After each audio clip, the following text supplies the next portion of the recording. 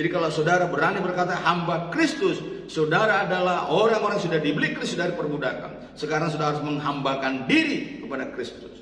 Selamat pagi Bapak Ibu, saudara yang dikasihi Kristus. Kita mengucap syukur kepada Tuhan atas semua kebaikan Tuhan, anugerah Tuhan, pertolongan Tuhan. Sampai hari ini Tuhan menyertai kita. Hari ini saya akan menyampaikan kebenaran firman Tuhan dengan satu tema, hamba Kristus. Mari kita melihat saudaraku dari Roma pasal 1, di mana Paulus berkata bahwa dia adalah hamba Kristus. Di kitab Roma pasal 1 disampaikan demikian firman Tuhan. Ayat 1 kita baca. Salam dari Paulus, hamba Kristus Yesus, yang dipanggil menjadi rasul dan dikuduskan untuk memberitakan Injil Allah. Saudara, kitab Roma ditulis oleh Rasul Paulus dan dia menyampaikan tentang pengajaran teologi yang begitu dalam. Karena dari kitab Roma ini kita bisa melihat saudara, bagaimana saudaraku, ya, dia menjelaskan tentang siapa itu Yesus. Ya, yang kedua saudaraku, dia jelaskan bagaimana keadaan manusia yang berdosa. Dan ketiga saudaraku disampaikan bagaimana manusia saudaraku bisa diselamatkan dari dosa mereka. Dan yang keempat dia menjelaskan bagaimana hidup manusia, karakter manusia yang sudah diselamatkan oleh Tuhan. Saudara, hari ini sebelum saya menyampaikan lebih lanjut tentang itu semua, tapi hari ini kita melihat dulu siapa Paulus di sini yang disampaikan saudaraku dari firman Tuhan ini. Maka dari Paulus, hamba Kristus Yesus, yang dipanggil menjadi rasul dan dikuduskan untuk memberitakan Injil Allah. Saudara, kita hari ini belajar tentang hamba Kristus. Saudara, Paulus pada awalnya adalah orang yang hebat, orang yang luar biasa, saudara. Orang yang sangat pintar, orang yang sangat bijaksana, saudara. Tetapi dia juga, saudaraku, mengakui bahwa dia, saudaraku, begitu jahat. Dia penganiaya jemaat, saudara. Dia, saudaraku, mencari orang-orang, saudaraku, yang mencari jalannya Tuhan untuk dianiaya, disiksa, bahkan dipenjarakan. Tetapi ketika Paulus, saudaraku, hendak ke Damsyik, dia ditangkap oleh Tuhan Yesus, saudara. Dan Yesus berkata, Saulus, Saulus, mengapa kau menganiaya aku? Dan Paulus bertanya, siapa engkau Tuhan? Akulah Yesus yang kau aniaya itu. Jadi saudara, menganiaya jemaat sama dengan menganiaya Yesus. Oleh karena itu orang Kristen tidak perlu membalas ketika saudara dianiaya. Kenapa saudara? Karena orang yang menganiaya kita, saudara, orang percaya, sama dengan menganiaya Yesus, saudara. Hari ini kita melihat saudara, Paulus dengan begitu luar biasa mengakui saudara bahwa dialah hamba Kristus. Nah, kita melihat dulu saudara kata hamba. Saya perhatikan saudara, kata hamba itu adalah saudara dolos. Ya, saudara, dolos itu artinya saudaraku budak belian, ya, yang mengandung arti berarti dolos ini saudaraku, dia harus menaklukkan diri, dia harus taat mutlak pada saudaraku tuan yang membelinya, ya. Jadi dia tidak punya hak kepemilikan, saudara. Dolos, saya bisa gambarkan itu seperti saudara, ya, misalnya ada perahu, ya, yang mendaung perahu itu, yang terus mendaung itu dolos. Sedangkan yang memimpin untuk mendaung itu adalah saudara, itulah tuan. Nah, saudara, kita kan sudah dibeli oleh Tuhan Yesus dengan darah yang mahal. Saudara, bukan dengan barang emas, bukan dengan perak, saudara, tapi darah yang mahal. Jadi kita sudah sangat berharga di mata Tuhan. Oleh karena itu jangan saudara bilang saya tidak berharga. Kita sangat berharga di mata Tuhan. Nah, saudara, karena kita sudah dibeli oleh Tuhan Yesus dari perbudakan dosa, saudara, lutro, ya, saudara, kita sudah dibeli dan sekarang kita sudah dibebaskan oleh Tuhan Yesus. Dan sekarang kita harus mengabdi kepada Tuhan Yesus karena hak kepemilikan sudah ada di tangan Yesus. Oleh karena itu Bapak Ibu, kita tidak perlu lagi mempertahankan kepemilikan kita, mempertahankan hak kita, saudara, karena hak kita sudah ada di tangan Tuhan. Jadi seorang dolos, dia hanya melakukan kewajibannya, saudara. Kalau kita melihat itu di Lukas 17, bagaimana saudaraku Tuhan Yesus menjelaskan tentang dolos ini. Lukas 17 dijelaskan di sana ayat 7. Ya, saya baca pada saudara, perhatikan demikian. Siapa di antara kamu mempunyai seorang hamba yang membajak atau menggembalakan ternak baginya, akan berkata kepada hamba itu setelah ia pulang dari ladang, mari segera makan, Bukankah sebaliknya ia akan berkata pada hamba itu, sediakanlah makananku, ikatlah pinggangku, dan layanilah aku sampai selesai aku makan dan minum. Dan sesudah itu engkau boleh makan dan minum. Adakah ia berterima kasih kepada hamba itu, karena hamba itu telah melakukan apa yang ditugaskan padanya? Demikianlah jugalah kamu, apabila kamu telah melakukan segala sesuatu yang ditugaskan kepadamu, hendaklah kamu berkata, kami adalah hamba-hamba yang tidak berguna. Kami hanya melakukan apa yang harus kami lakukan. Jadi saudara, seorang dolos, seorang hamba, dia hanya melakukan saudara tugas yang telah dipercayakan kepadanya. Oleh karena itu seorang hamba Tuhan tidak boleh saudaraku sombong, tidak boleh malas, karena dia harus serius, dia harus mengerjakan tugas-tugas yang dipercayakan oleh Tuhan. Nah, sekarang siapa Tuhan kita? Tuhan Yesus Kristus yang sudah membeli kita, saudara. Oleh karena itu kita hanya melakukan tugas yang dipercayakan kepada kita, saudara. Kita hanya, saudaraku, mengerjakan apa yang Tuhan percaya pada kita. Kita tidak perlu menuntut, saudara. Ya, oleh karena itu orang yang sudah percaya Tuhan Yesus, orang yang sudah hamba Kristus, tidak perlu banyak tuntutan, saudara. Tetapi menyerahlah pada Tuhan. Saudaraku, ada seorang bapak bertanya pada saya, Pak Pendeta, gimana supaya saya bisa berubah ya? Saya mencoba untuk berubah merokok. Saya mencoba untuk berhenti merokok, berhenti minum tua, berhenti main judi. Tapi saya coba berhenti sebulan, udah itu balik lagi, saudara. Saya bilang, Bapak jangan mencoba mengubah diri sendiri. Jangan mencoba juga mengubah diri orang lain, saudara.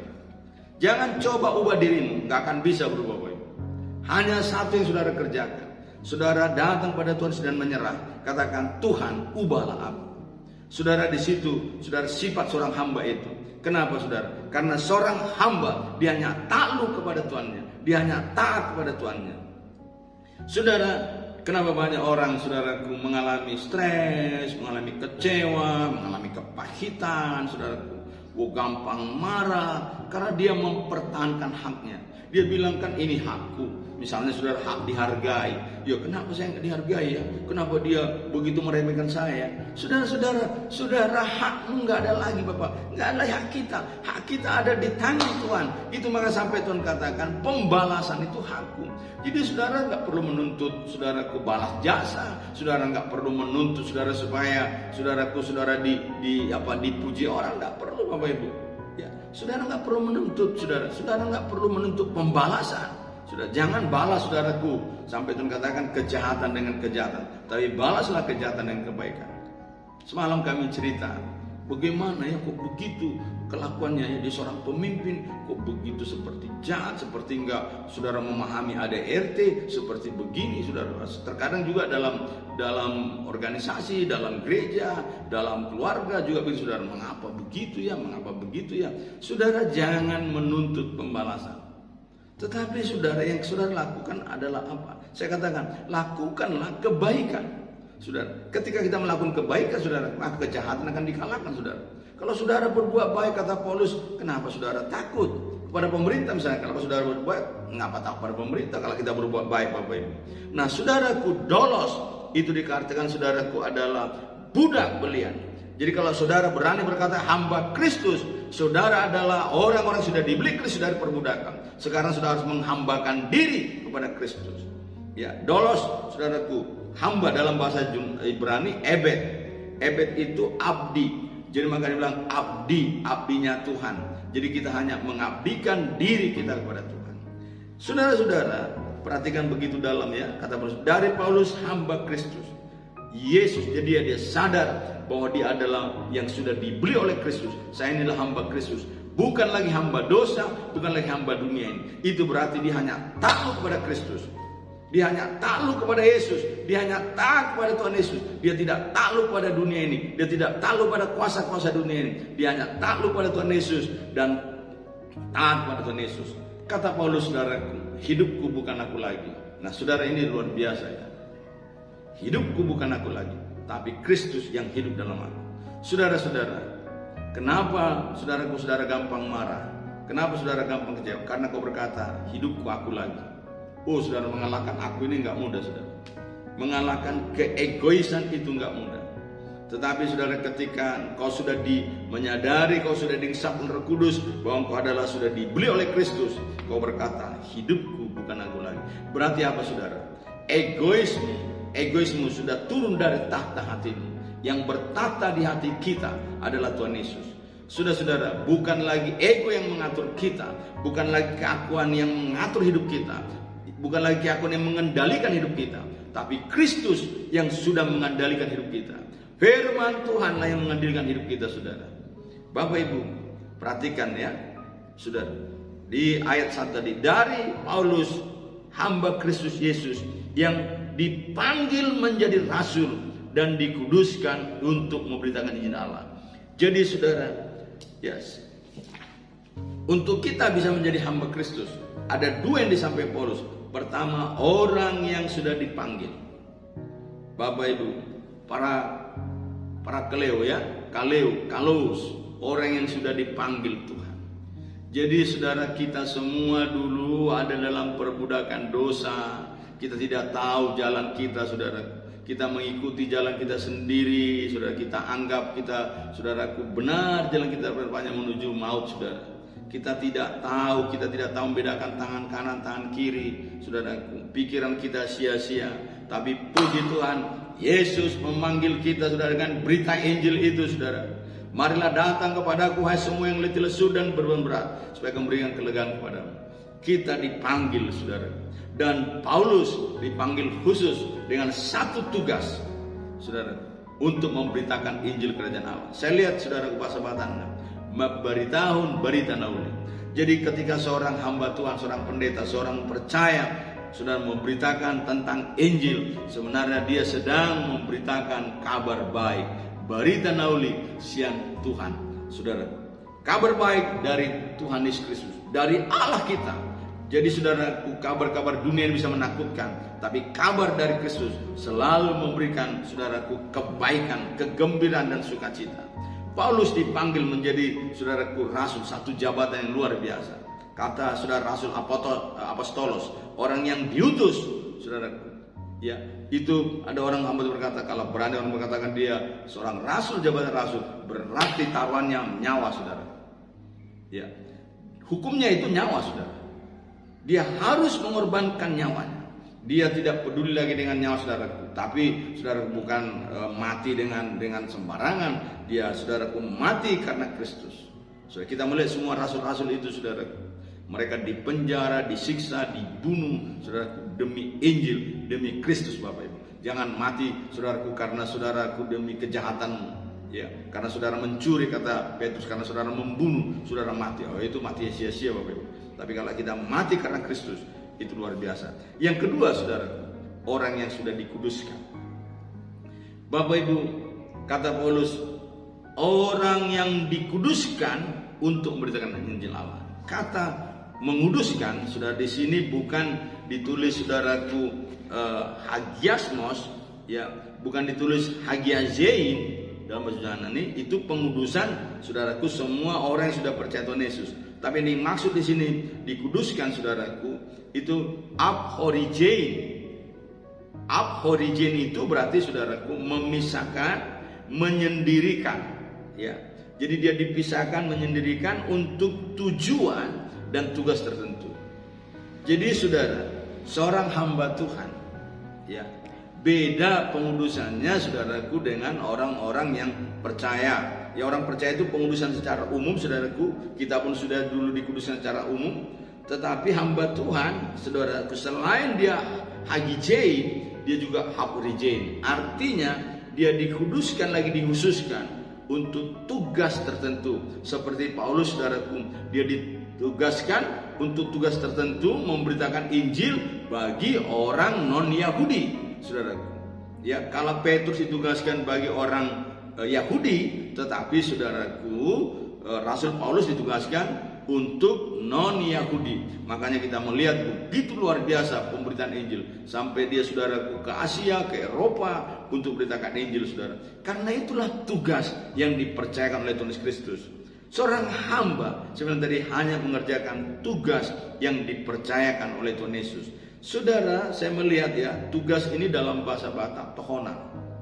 Jadi seorang hamba Tuhan, seorang pendeta, saudara, itu adalah tohonan yang diberikan Tuhan kepadamu. Itu satu kemurahan Tuhan.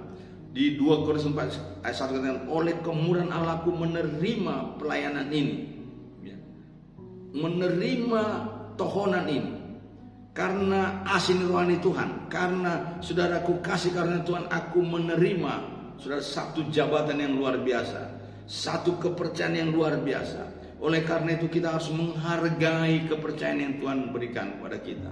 Kita harus menghargai, saudaraku, jabatan yang Tuhan berikan kepada kita. Jangan main-main dengan kepercayaan itu, saudara. Paulus sungguh-sungguh, saudaraku, menyelesaikan tugas itu sampai akhir hidupnya. Luar biasa kalau kita melihat, saudaraku, di 2 Timotius pasal 4, bagaimana seorang hamba, saudara, hamba Kristus, Bapak Ibu, untuk menyelesaikan tugas-tugas yang dipercayakan oleh Tuhan Yesus Kristus. Saya membaca kepada kita, saudaraku, 2 Timotius pasal 4 dikatakan begini, ya, mengenai diriku, darahku sudah mulai dicurahkan sebagai persembahan dan saat kematianku sudah dekat. Aku telah mengakhiri pertandingan yang baik, aku telah mencapai garis akhir, dan aku telah memelihara iman. Sekarang telah tersedia bagiku mahkota kebenaran yang akan dikaruniakan kepadaku oleh Tuhan, hakim yang adil, pada harinya. Tapi bukan hanya kepadaku, melainkan juga kepada semua orang yang merindukan kedatangannya. Luar biasa. Paulus ini Samuel, dia mengakhiri dengan baik. Seorang hamba Kristus harus mengakhiri dengan baik, saudara. Aku telah mencapai garis akhir. Aku telah mengakhiri pertandingan ini. Aku telah memelihara iman. Saudara, dengarkan. Seorang hamba Kristus, dia harus menghadapi pertandingan iman. Luar biasa. Saudara, oleh karena itu seorang hamba, saudara, tidak boleh cengeng. Tidak boleh pusing memikirkan soal-soal penghidupan. Saudara, tidak lagi, saudaraku, ya, gampang kecewa, gampang marah. Enggak. Kenapa? Karena dia sudah hamba. Sudah hamba Kristus. Berarti soal penghidupannya sudah dikendalikan oleh Kristus, dipelihara oleh Kristus. Seperti saudara, Tuhan memelihara hambanya. Saudara, kerja kita, saudaraku, hanya mengerjakan tugas yang dipercayakan Tuhan kita. Oleh karena itu, kalau kita mengerjakan tugas yang dipercayakan oleh Tuhan kita, saudara, kita harus serius, kita harus maksimal. Jangan seperti hamba yang jahat itu. Dia tanam, saudaraku, talenta yang dipercayakan oleh Tuannya. Bahkan mereka bermain-main, mereka bilang, oh, masih lama lagi Tuhan kita datang, mari kita mabuk. Saudaraku, mari kita hidup suka-suka.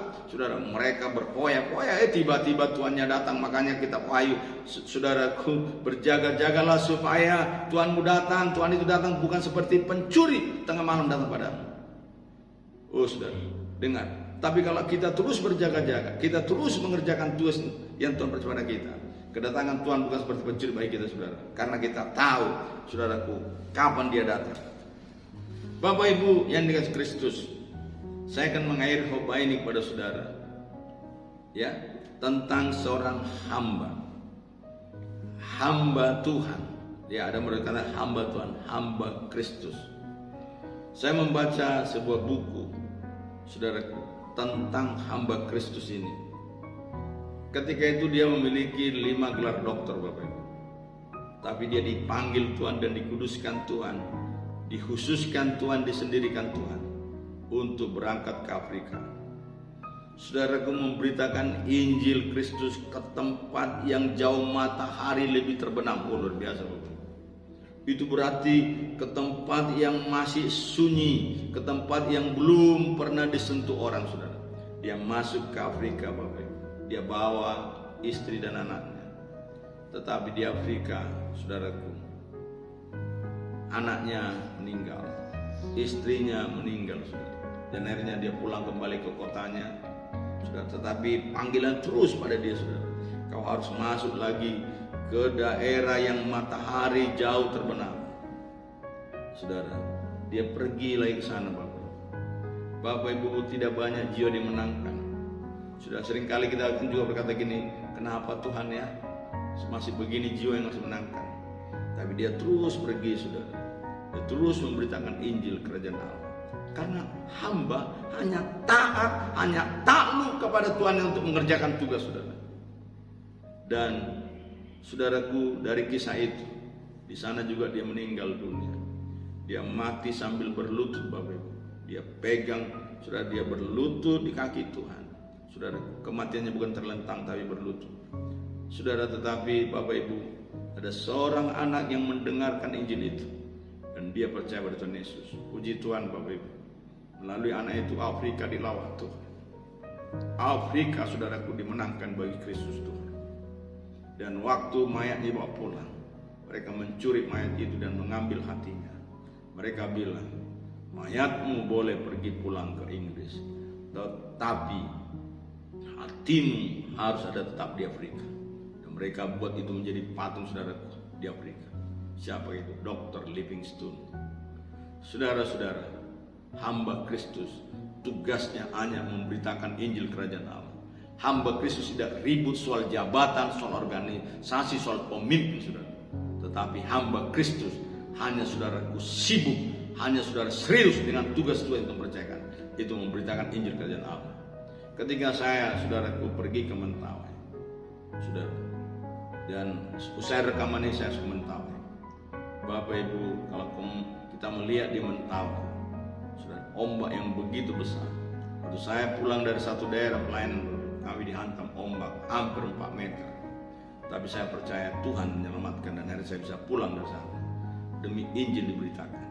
Saudara yang dikasih Kristus, mari kita semua hamba Kristus yang sudah dipanggil Tuhan, seluruh jemaat Tuhan, mari kita memberitakan Injil kerajaan Allah.